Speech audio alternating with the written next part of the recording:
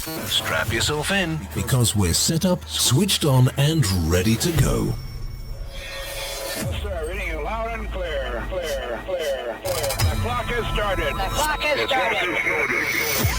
5, 4, 3, 2, 1. Liftoff. We have a liftoff.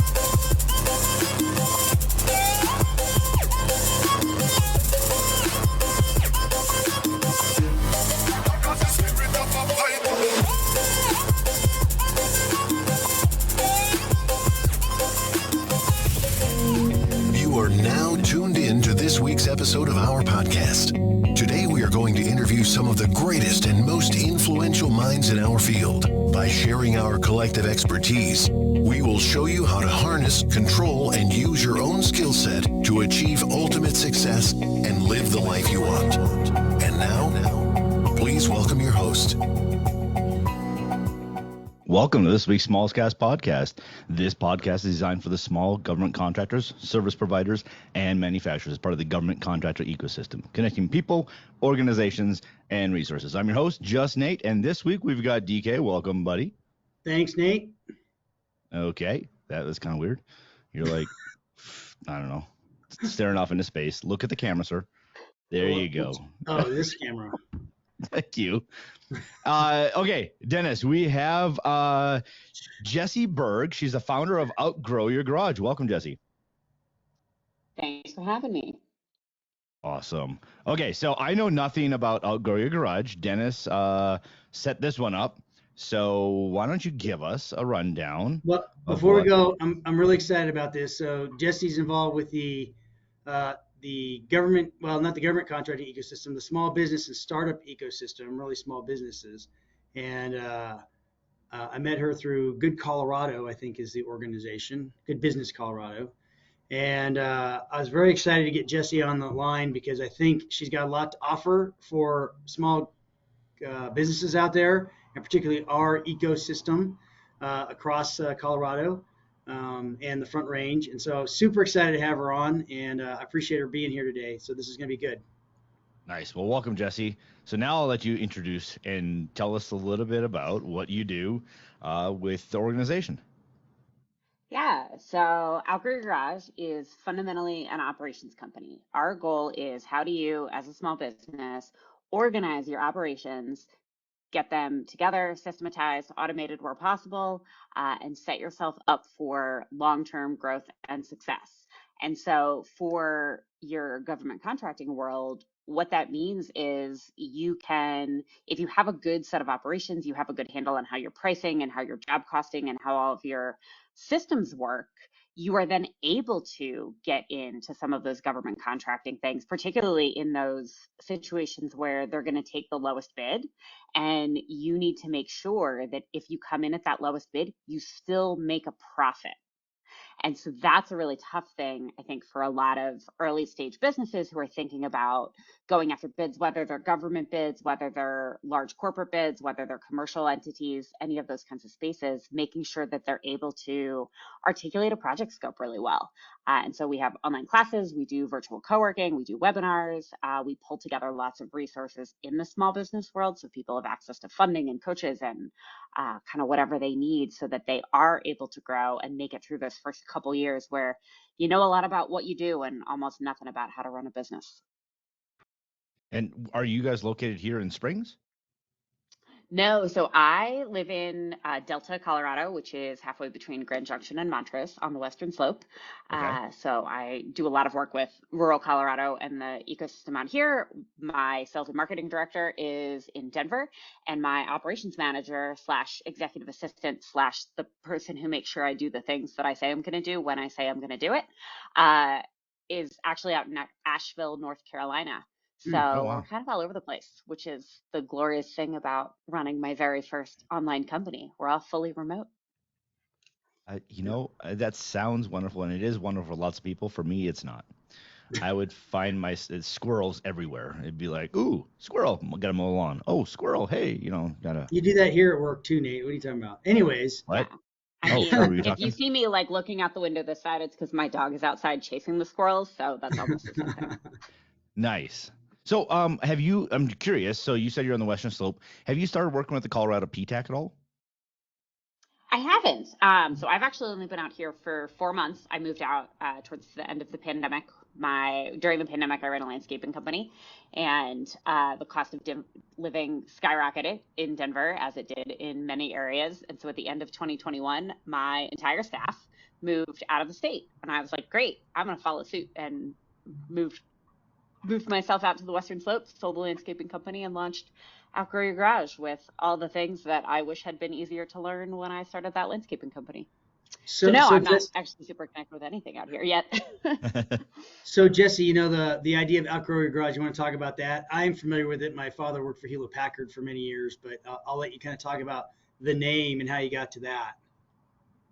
Yeah, so we have this idea in American culture, and this is one of those pretty specifically American things. We're like, yeah, I'm going to start a business. I'm going to do it in my garage, in my basement, in the guest room of my house, and I'm going to pull myself up by my bootstraps, and I'm going to run this business, and then I'm going to be Jeff Bezos or Steve Jobs or any of these other kind of archetypal American business owners who started this little business in their house, in their garage, and then grew it into this big, huge company. We have Most one of us for do every not 100 have, million people, right? yeah, exactly. And like most of us do not have a rich uncle to give us a big loan or hand us a bunch of cash to make that initial growth outside of your garage. So Outgrow Your Garage is really focused on how do you get those resources and how do you set things up for small businesses so that you can make it out of your house and into whatever you want to make it into, whether that's renting an office space, whether that's getting a commercial warehouse, whether that's buying a building, whatever that looks like for you. So as you've been doing this, Jessie, and you haven't been doing this super long, but you've been involved with your own business. What are kind of the big issues that you see kind of repeated over and over again out there that, people are making mistakes or they're just not ready for things, or what's hitting them that you're going in and helping them with?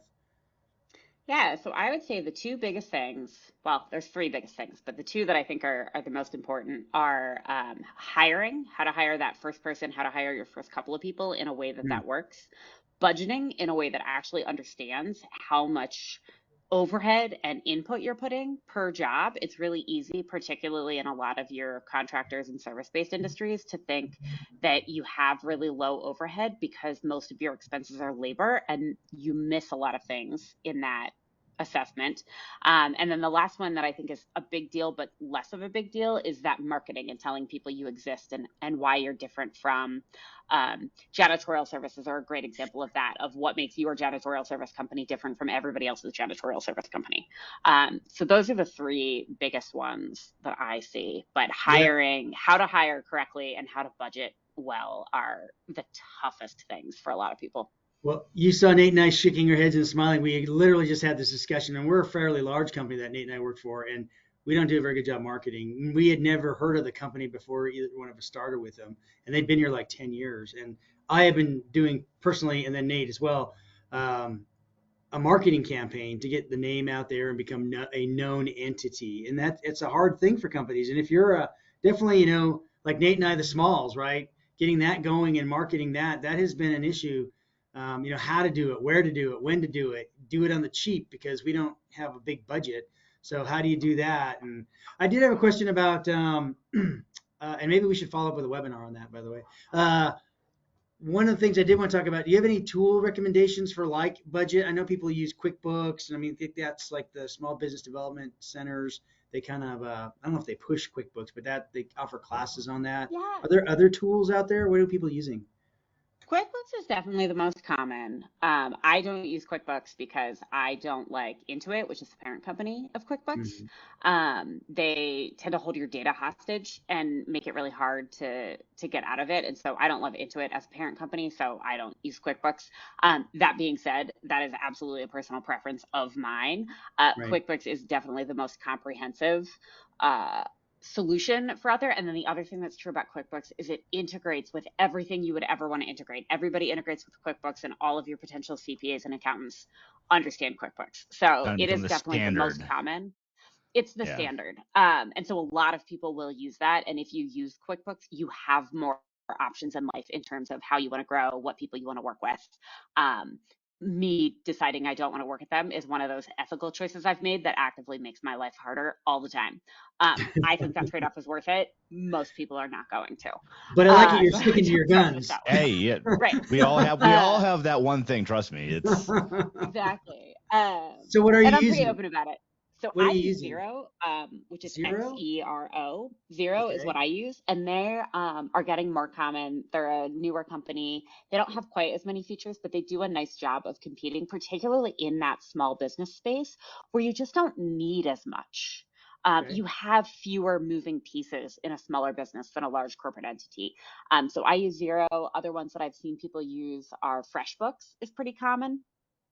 And that's actually, we outsource our video production to a small company and they send their invoices through FreshBooks. And so really, as long as it lets you auto send your estimates and your invoices, accept payment. Stripe is my favorite credit card processor and online payment system. And they integrate with pretty much everybody now. So it's a little bit of a hit or miss in terms of what you want. I would say the better bet is if you are thinking about getting all of your budgeting and all of your stuff online into an online or automated accounting system, find an accountant you like and a bookkeeper you like, and then ask them what they love to use. Because the systems will all do the same thing. You want a person who's going to be able to answer your questions when you're like, my payroll system says it has to map to my accounting software, and I only know what 3 of the words in that sentence mean. and not together. Right. So Xero Books and FreshBooks, we are looking for affiliate marketing, and between Jessie, out of your garage and Smalls, if you hear this, we're open to discussion. That's right. Hey, on the HR Absolutely. side, what do you reference there? What do you think folks should do? And we're very familiar with the HR process. Being a smaller company here, we do quite a bit of that actually ourselves. But do you have recommendations on that side? Is it find somebody, find a headhunter or recruiting, or do it yourself? Where are you at on that for smaller businesses? So it really depends on your industry. But Okay. for most small businesses, particularly in the service industry, particularly for anything that's not in tech really relies on headhunting. And then like aerospace tends to rely on that also. But if you are any of the smaller service-based contractors, doing it yourself is going to be way cheaper. Headhunters are just expensive for what they provide, which is fine if what you're hiring for is a position where you're going to pay somebody $150,000 a year. But if you're hiring in those $50,000 to $75,000 a year positions, a headhunter's fee is just not going to be worth it for you, and your job is going to be too small to be somebody's priority. So my biggest recommendation for small businesses is have a good, accurate job description. The number one issue I see with small businesses and hiring is that they want somebody who can do everything, right? And my favorite example of this is a virtual assistant. Right? Everybody's like, I want an administrative assistant. I want a virtual assistant. And they think that virtual assistant is going to come in and they're going to be able to generate all of their social media content and understand exactly how every piece of software works and be able to evaluate all of their tech needs and set up all of their automated systems and do all of these things. That's definitely not what they do. And if you put all that in a job description, nobody's going to apply. Well, sure, that's like 6 200 jobs rolled into one. For $200,000, yes. But not for exactly. 70,000. Right, but they're not going to do that for $15 an hour. Yes. So really be realistic about what you want, what the pay scale is, what actually is reasonable, and what somebody can do in the. What just happened? Sorry, I just. You're still here. Pop-up. Great. There was like a weird pop-up. Things happened from the. I don't know. Anyway, there. So making sure that you have a good job description and that you are hiring for a thing at a rate that is reasonable. And I think if you do that, you get a lot of pieces. One of the things that I did in my landscaping company is I did second interviews, which is really uncommon in landscaping, particularly for a $20 an hour manual labor job. People are like, what do you mean a second interview? But I did a second interview. It was paid. So they showed up, they did 2 hours of work that was similar to the job they were applying for. I paid it. So they walked away with a check for $40. And then they had an idea of what the job was, before I hired them. So first interview was, does this person fit in my company? Second interview was, can you actually do the job? And I'm going to pay you at the rate that this job is to do some work. And so between those two pieces, I never had anybody walk off a job site in 5 years of running a landscaping company. I never had anybody show up for the first day of work and not show up for the second day of work. I never had anybody take the job and not show up for the first day of work at all. I had a near zero turnover, which for a seasonal manual labor industry is pretty unheard of. And that's how I did it. You're bringing up a really good point. We've supported kind of the Hiring Our Heroes program since we have so many military installations here. And we bring folks on, and that's one of the things is these guys will come out and they'll come to work and I love the job, and then they'll go work the job, and we can't necessarily let them go onto these sites where the job is actually happening. But they'll, 6 months later they quit, and it's because, like you said, they're like, well, this isn't really what I wanted to do. This isn't, I had an idea what this job was going to be, but having not been in this space, now that I'm doing it, it's not what I want. And so that's been actually a problem across the board, talking to other companies too, and something that maybe what you're talking about is a good idea. Now they try to do these internships where we expose them to things, so that helps. But yeah. And I find that pay a person to do a part of the job and set it up. One thing I really love, the other piece of that is, like, talk to your insurance company. If you say to your insurance company, how can I do this in a way that works for my business? Your workers' comp insurance will have so many opinions about how you can set up a second interview that works well, is legally compliant, does all the things. Your insurance company is actually a really great HR resource a lot of times, because they don't want you to get sued for HR reasons, because that's what they would have to pay out for. So. Oh, good. I think you and I read a lot of the same books, Jessie, because when I hire here, I do somewhat the exact same way. We haven't got to the point where we're paying individuals, because the model that I'm following is typically like bringing in the second interview is like a 6-week thing where you work for the company for 6 weeks. Well, at the job levels that we're doing, high level engineering, I don't know a single person that's going to quit their job for 6 weeks for the potential of a new job. I would not when I was working as an engineer. Now, if I had no job and I was sitting at home on my couch, obviously, 100%, I'll come in, get paid for a few weeks and while I'm interviewing or whatever. So no, but it is, I think you bring up a good point though, that you as an owner of a company or anybody that's hiring people nowadays needs to find new ways, because things are changing and you got to keep up. So you got to keep it interesting for employees as well. So real quick, Dennis. Go ahead, Jessie. I was going to say, I think my kind of gold standard on is if you're asking for more than an hour of time from somebody in the interview process, all of those additional hours that they spend should be paid, because that tells you you value their time. And that's one of the things I think we're really seeing happening in the labor market right now, especially with the Great Resignation, where tons of people are going, I don't want to work for an employer that doesn't value me. And you really tell them right at the outset in the interview process a lot that you want them to do a lot of work that is unpaid and for free, because that's how our interview process is set up. And so we really need to make that cultural shift on that if we want to solve some of the big labor shortages that are happening. Correct. So just curiosity, do you have to have them fill out a 1099 form then? I mean, how do you, because you're actually paying them. So your tax accountant's going to have to be like, we have to charge taxes on this come end of year, right? Even if they don't get hired. Talk to your accountant. That will depend on how much money you're paying them and how you're setting them up. So typically you don't have to do a 1099 unless you pay them more than $600 a year, but that can change. So like I was handing people $40 checks, it didn't matter. So that's certainly Starbucks a conversation cards, I would recommend. Yeah, I would recommend having that with your insurance company and your accountant to deal with that, the specifics of that. One thing that I have implemented is so I hire a lot of software developers, and one of the things that we do with them is literally come in, and they're like, well, what's an interview? Number one, we don't call them interviews, we call them conversations.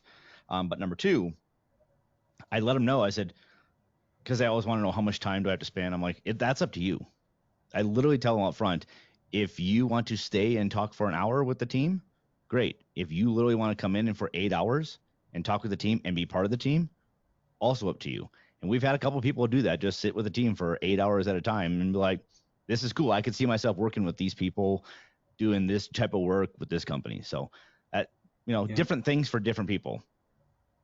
And you bring up a great point about different industries. The software industry operates wildly different than your average landscaping company or your average, small trades business. My husband works in software, and one of the things he does in his interviews is he does not advocate for code tests, right? He doesn't want to give somebody a piece of code and tell them to write it. He wants you to give a piece of code that you've already written, so he sees how they can work without being under pressure, right? And because in the interview process, it's such this pressure intense environment, and that's not necessarily reflective of the actual job. So the more you can make your interview process do that. I tried that one time as well. Hey, I want to see what code you've done. The problem with that is when you tell them that beforehand, I've literally had people go out to the internet, copy code and put it and then claim it as their own. And I'm like, hold on a second. I literally brought up a bank login page and I'm like, this looks awful familiar. And they're like, oh yeah, well, I started with that. I'm like, the code is identical. I can bring that up. So anyway, lots of different things. We need to take a quick break. So as soon as we come back, we'll chat with Jessie some more. Business owners, looking for out-of-the-box solutions? 5 Star Bank's Business Solutions Group is here to help you with all your financing needs. When you need a creative, innovative approach that goes beyond traditional solutions, think of 5 Star Bank. We care about the growth of our local business community. With offices in Colorado Springs, Denver, and Trinidad, 5 Star Bank is easy to find. Visit 5star.bank to connect with us today. That's the number 5, STAR.bank. Equal housing lender, member FDIC.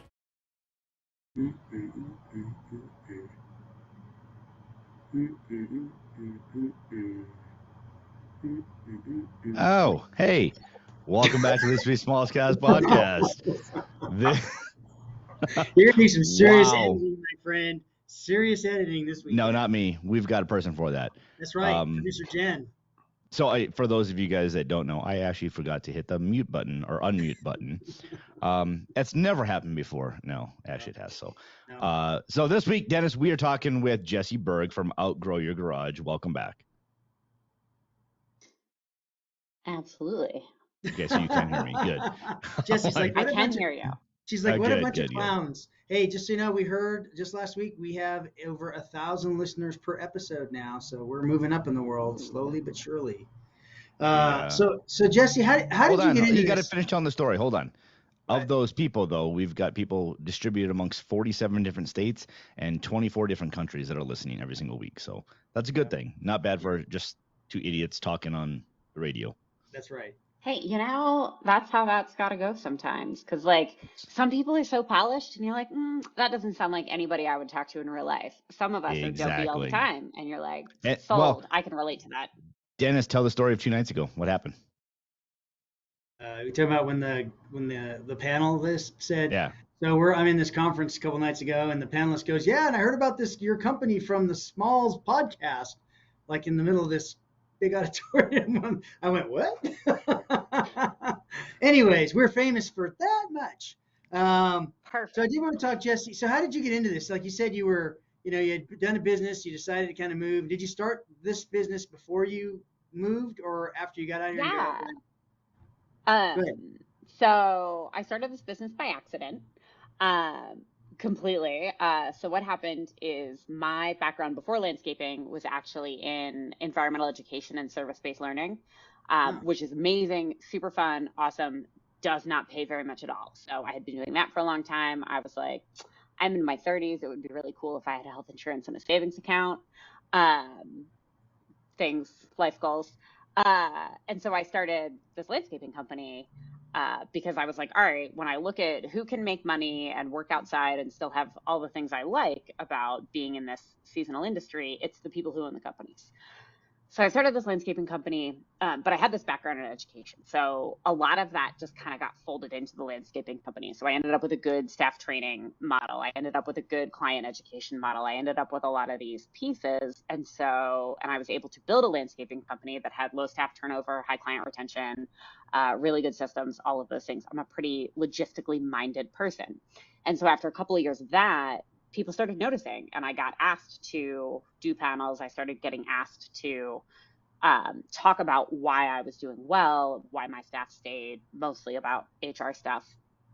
And then the pandemic hit, and lots of things changed, lots of things shuffled. But one of the side effects of that is that the cost of living in Denver started going up a lot.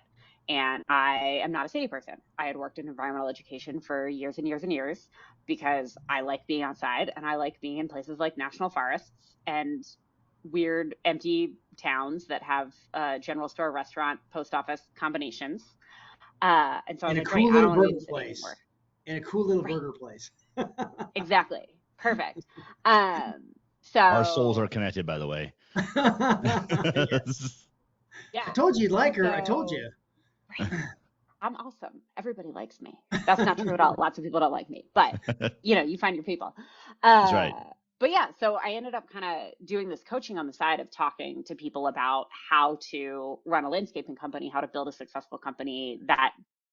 So that turned into Outgrow Your Garage. And so I formed Outgrow Your Garage at the beginning of 2021. When I had been doing some coaching, I had been doing some training on the side, and I was like, all right, I'm going to do this as my next thing. I'm going to sell the landscaping company at some point, focus on this. And so then at the end of 2021, a lot of my staff was leaving Denver. My husband and I were talking about moving. My husband at that point was like, all right, so you've been doing this landscaping company for 5 years. It'd be cool if we could go on vacation in July ever. And I was like, all right, we'll talk about shifting, because at that point, by then I was running 2 companies basically full time. I was working all the time. And he was like, I married you on purpose. It'd be cool if we hung out. It's been 5 years. And I was like, yeah, okay, these are all fair points. I also like hanging out with you. That's why we got married. So we moved out to the Western Slope, launched Outgrow Your Garage full time. And now we live in a town of 9,500, and I can look out the window at my corn. You know what, And- Dennis? I just heard out of that whole story. You know what I heard? What's that? Is she told her husband that her husband was right. You need to go get him right now. He knows I tell him he's right all the time, sometimes really begrudgingly. I told you Okay. you'd like her, Nate. Unlike our wives. No. My wife has told me in 20 years one time I was right, I think. I'm not sure. Recently, I've heard that too, and I fell out of my chair. But that's another story. So, Jessie, tell us a little bit about what you got going on. So you mentioned it really briefly. I know I follow you on LinkedIn. So, folks, she's out there on LinkedIn. But where are you? How do people find you? And then, what do you got coming up next? And I know you're, like we mentioned earlier, you got a lot of stuff going on. So, how do folks out there in the listening world get a hold of you to help them out? Yeah, like I said, I'm on LinkedIn. Outgrow Your Garage is on Facebook and LinkedIn. Our website is www.outgrowyourgarage.com. We do a weekly blog on operations topics, and so that can range from anything from how to use canned emails to the pros and cons of putting pricing on your website. Our recent ones that we've had, this week's was on internships, pros and cons of building an internship program in your company, and resources for how to do that. So we do that. We have online courses. Online courses are all also on pretty specific operations topics, so you can find those on our website. If you sign up for our mailing list, that will tell you when the next 4 co-working sessions are, which are free troubleshooting times. I also call them office hours sometimes. So if you want to find me, sign up for a co-working session. They happen twice a week. I'm always there. You can come and talk to me about your business. And yeah, sign up for a mailing list that tells you what's going on and where to find us. And then follow me on the pieces. If you want to have me come and do a presentation or a webinar, I do a lot of presentations as well. And that you can fill out the contact form on the website. Hit me up on any of the platforms. And look for her on the small some more, because we're going to attempt to collaborate a little more, because I think she's got a great message and a great service for our listeners as well. So be on the lookout for that sometime here in the near future. And also in Colorado, Good Business, correct? Is that where I met you? Is Good that Business Colorado. Good Business Colorado. I keep on screwing that up. That's why I'm having to be corrected here. So Good Business Colorado, if you haven't been involved with that, that's another organization that tries to help small businesses for ethical, sustainable, diversity businesses. Take a look at that. They're moving across Colorado. They're doing some road shows. Colorado Space Business Roundtable is also now doing road shows. They're actually today and yesterday they are up in Rangeley, Colorado, in that ecosystem up there, and they're going to make their way down the western slope here in the near future. I think in October they're going to be out in Grand Junction, and then they talked about moving down the slope. That kind of sounds kind of funny, but down the slope south and doing some more things. So there's lots of opportunities to engage. And again, if you want to get a hold of Jessie, please visit her on LinkedIn. I think that's the best method. That's how I got a hold of you. I think that works pretty good. She ones for sure. Yeah, or visit their website, and we will post that with this broadcast as well, Jessie, so that folks can find you easy. Yes, we'll put all the direct contacts, links, connections, all that kind of stuff. You have any other questions for her, Nate, for today? Well, I have a lot, but we only have X amount of time as well. So, you can have me back anytime. I do have one go back question. So, number 2 on your list, you said hiring people. Number 2 was budgeting, and number 3 was marketing. Yep. Number 2, budgeting for overhead. Do you offer a class in that, or do you recommend a class to people that are just starting their business? Because that is a huge thing, getting that right. You don't get that right, you're probably not going to last long.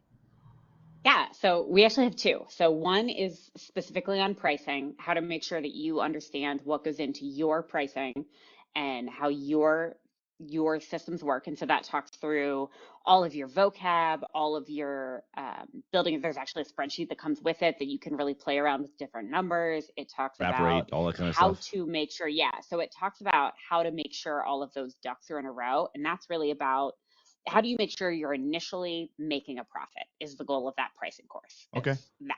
And then we have another course coming out later this year up building right now, and it's going off to a video company, and that one's, we call it budgeting 102, and that one's about how do you budget for the future and build financial projections so you can plan for your growth.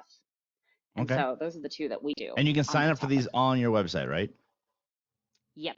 Well, the first one for sure. The second one's coming. And in spoilers, we are going to launch in the next month a subscription program. So if you are a bookkeeper or an accountant who really wishes your clients knew that, you'll be able to subscribe to it and get a discounted rate for your clients. Nice. Okay. Well, Dennis, I have nothing else. The full meal deal. The full meal deal right there. You're so weird. It must be an age thing. You come up with these things that I've never heard of before, but whatever. It is, Nate. It is. He was asking me who this guy Lee Zepin is, and I was like, what? I was kidding. I honestly don't know. I don't know. He died before I was born. I don't know. What are you talking about? Anyway. Okay, well, we really appreciate you coming on, Jessie. Yes. Get ready for the mob, because this is going to go out to millions and millions of people in just a few weeks here. So you'll, hopefully people attack the website and just sign up like crazy for you. And Dennis and I will be in touch later on as well. Yes, and also, like I said, look for her coming up. We're going to do some collaboration, I think, here in the future. That's my goal. If I can talk Jessie into it. I'm excited about it. Excellent. Well, Jessie, thanks for coming on the show. And Dennis, this is Just Nate signing off. Thanks for listening. You've reached the end of another episode of the Smallscast podcast. Connect with us at thesmalls.org. Don't forget to sign up to our newsletter to receive our free materials. See you at the next episode.